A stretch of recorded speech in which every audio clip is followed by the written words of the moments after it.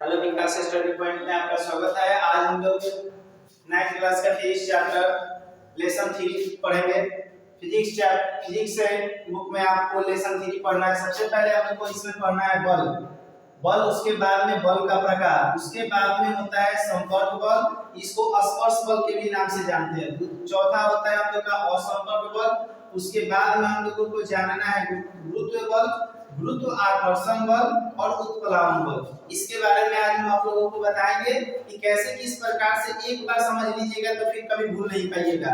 ये हम आपको वादा देते हैं कि एक बार अगर इसे अच्छे तरीके से पढ़ लेते हैं तो आप कभी भूल ही नहीं सकते हैं। सबसे पहले एक नंबर हम लोगों को पढ़ना है बल के बारे में पढ़ना है। बल देखिए कोई भी प्रकार का क्रिया होता है, जैसे कि कोई भी दुनिया का काम कीजिए उसमें बल की जरूरत पड़ती है। बिना बल के काम में कोई काम ही नहीं हो सकता है। जैसे हमें किसी पुस्तक को उठाना है तो हमें बल की जरूरत पड़ती है, या दुनिया का कोई काम कीजिए उसमें बल की जरूरत पड़ती है। इस प्रकार से आप इसका डिफिनेशन, छोटा डिफिनेशन निकाल सकते हैं इसमें कि बल खींचना और धकेलना, किसी भी चीज को खींचते हैं या धकेलते हैं वो बल कहलाएगा। आपका क्या कहलाएगा? बल कहलाएगा। या आप एक प्रकार से और डिफिनेशन दे सकते हैं, जैसे कि आपको अगर एग्जाम में पूछ दे बल का डिफिनेशन तो आप किस प्रकार से देंगे? बल वह भौतिक कारक है जो किसी वस्तु पर लगकर, आप ऐसे लिख सकते हैं, बल वह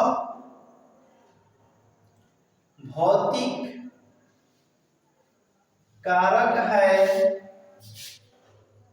जो किसी वस्तु पर लगकर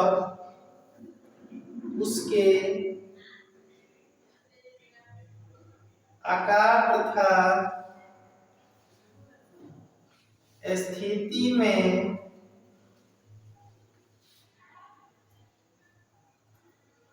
परिवर्तन ला दे या परिवर्तन लाने की चेष्टा करता है। आप इसे आसानी से डिफिनेशन निकाल सकते हैं। बल वो भौतिक कारक है जो किसी वस्तु पर लगकर उसके आकार तथा स्थिति में परिवर्तन ला दे या परिवर्तन लाने की चेष्टा करता है। जैसे देखिए हम लोगों का जितना बल होता है उतना अगर किसी बल पर धकेल देते हैं तो कोई भी वस्तु अलग हो जाती है। लेकिन अगर हम किसी हाथी को धकेलने जाए तो हमारा वहां पे कोई भी क्रिया हो पाएगा? लेकिन नहीं, वहां पर भी हम लोगों का बल लगता है। तो यानी कि परिवर्तन ला भी सकता है और नहीं भी परिवर्तन ला सकता है। जैसे दीवार को ढकेलेंगे तो हम लोग का कोई भी परिवर्तन हो सकता है, दीवार में नहीं होगा, लेकिन उसमें बल लगता है। तो यानी बल वह भौतिक कारक है जो किसी वस्तु पर लगकर उसके आकार तथा स्थिति में परिवर्तन ला दे या परिवर्तन लाने की चेष्टा करता है, उसे बल कहते हैं। अब देखिए बल के प्रकार ये हम लोगों का हो गया बल के प्रकार में हम लोग देखेंगे। बल दो प्रकार के होते हैं, एक होता है संपर्क बल और दूसरा होता है हम लोगों का असंपर्क बल। देखिए संपर्क बल किसे कहते हैं और असंपर्क बल किसे कहते हैं? तो याद रखिए संपर्क बल किसे कहते हैं? तो संपर्क बल जिसे स्पर्श करके लगाया जाता हो, जैसे कि हम लोग किसी वस्तु को स्पर्श करके लगाते हैं कोई बल।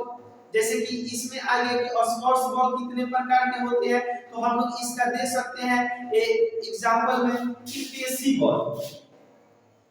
पेशीय बल ऐसे लिख सकते हैं, पेशीय बल जैसे कि मांसपेशियों द्वारा अपने द्वारा लगाया जाता है। और इसमें हम 2 नंबर लिख सकते हैं इसको कि घर्षण बल। तो घर्षण बल, तो देखिए घर्षण बल भी बिना स्पर्श किए नहीं लगाया जा सकता। जैसे हम कहीं पे भी चलते भी हैं तो बिना स्पर्श के नहीं लगाया जा सकता है। यानी हम कह सकते हैं कि पेशीय बल जो अपने द्वारा यानी कि हमारे द्वारा लगाया जाता है, जैसे हम किसी वस्तु को लगाते हैं। घर्षण बल यानी कि जैसे हम लोग चलते हैं तो बिना घर्षण का हम लोग चल नहीं सकते हैं, ये हमारा घर्षण बल कहलाएगा। अब देखिए इसमें हम लोगों का आया असंपर्क बल। असंपर्क बल आप लोगों को पहचान में आएगा किस प्रकार से हम असंपर्क बल का डेफिनेशन दे सकते हैं। तो असंपर्क बल में आप देखिएगा बिना स्पर्श किए हुए किसी वस्तु पर लगाया जाता है। जैसे आप देखिएगा कि गाछ से पत्ता गिरता है या फल गिरता है तो नीचे ही आता है, क्या उस पे स्पर्श करके बल लगाया जाता है? नहीं, उस पे स्पर्श करके कोई बल नहीं लगाया जाता है। जैसे उसको गुरुत्व बल के नाम से जानते हैं। यहाँ पे देखिए स्पर्श बल, अस्पर्श बल में हम लोगों का हो जाएगा गुरुत्व बल, गुरुत्व बल, और दूसरा हो जाएगा हम लोगों का गुरुत्वाकर्षण बल। ये गुरुत्वाकर्षण बल, अब देखिए हम आप लोगों को बताते हैं कि गुरुत्व बल किसे कहते हैं। तो गुरुत्व बल आप उसका डेफिनेशन बोल सकते हैं गुरुत्व बल का कि पृथ्वी द्वारा लगाए गए बल को, पृथ्वी जो हम बल लगाती है, जहां पे भी बल लगाती है, जैसे कोई भी वस्तु को हम लोग ऊपर की तरफ फेंक देते हैं वो नीचे ही आता है, वहां पे स्पर्श करके बल नहीं लगाया जाता है, वहां पे अस्पर्श करके बल लगाया जाता है जो गुरुत्वाकर्षण बल लगाता है। कोई भी वस्तु को अगर ऊपर फेंकते हैं तो नीचे ही आती है। ये किस कारण से होता है? तो गुरुत्वाकर्षण बल के कारण होता है। इसका आप सही डेफिनेशन लिख सकते हैं कि पृथ्वी द्वारा लगाए गए बल को गुरुत्वाकर्षण बल कहते हैं। यहाँ पे लिख सकते हैं पृथ्वी द्वारा लगाए गए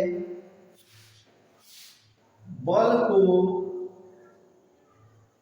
गुरुत्व बल कहते हैं।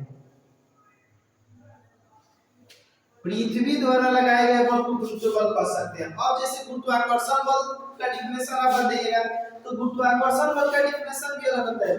दो वस्तुओं के बीच, जैसे दो वस्तु हो गया, यहाँ पे मान के चलिए एक मैग्नेट रख दीजिए, यहाँ पे भी एक मैग्नेट रख दीजिए, तो दो वस्तुओं के बीच जो बीच में बल लगता है वो गुरुत्वाकर्षण बल कहलाता है।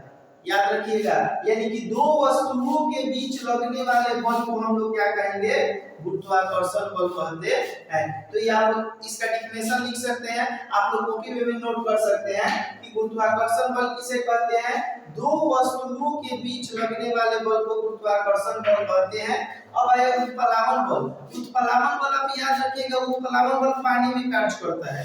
तो पानी में कार्य करता है, जैसे कोई भी वस्तु को आप नीचे देख दीजिएगा, नीचे की तरफ जाता है और उसमें से बाल्टी से पानी निकालते हैं, तो जब तक बाल्टी पानी के नीचे रहता है तो हम लोगों को कम बल लगता है, लेकिन वहां जब पानी की सतह से ऊपर आता है तो हम लोगों का बल ज्यादा लगता है। पानी के भीतर में उत्प्लावन बल कार्य करता है।